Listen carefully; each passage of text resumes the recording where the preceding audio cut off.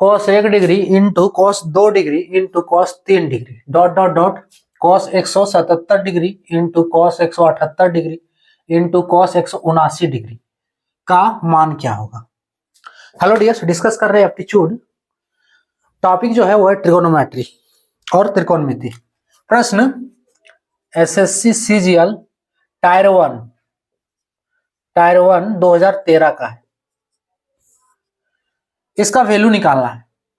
इसका वैल्यू निकालने के लिए सिर्फ cos 90 डिग्री का वैल्यू पता होना चाहिए, बाकी और कुछ नहीं। ऐसे प्रश्न का वैल्यू निकालने के लिए सिर्फ कितना डिग्री का वैल्यू मालूम होना है, 90 डिग्री का।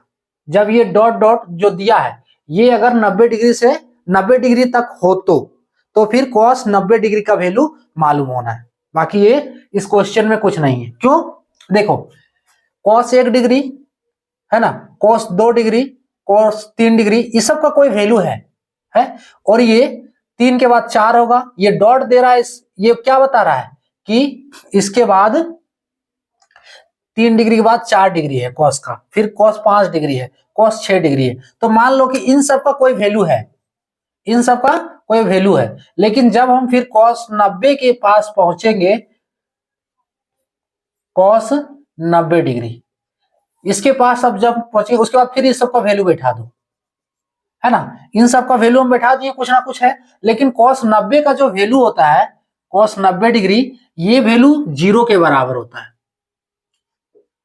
ये वैल्यू किसके बराबर है? 0 के।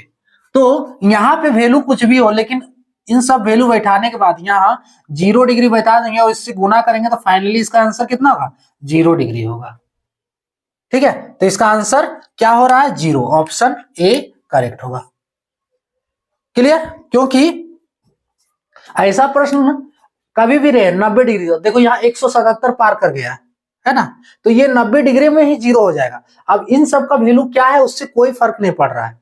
ठीक है, हमें 90 डिग्री का वैल्यू मालूम है 0। अब 0 से इन सब का वैल्यू जो भी है, 90 से पहले तक का, 90 से बाद तक का, आप किसी से भी वैल्यू गुना करोगे 0 से तो वैल्यू आपका 0 ही आएगा। फाइनल आंसर आपका 0 ही आएगा। तो ऑप्शन ए वाला करेक्ट होगा।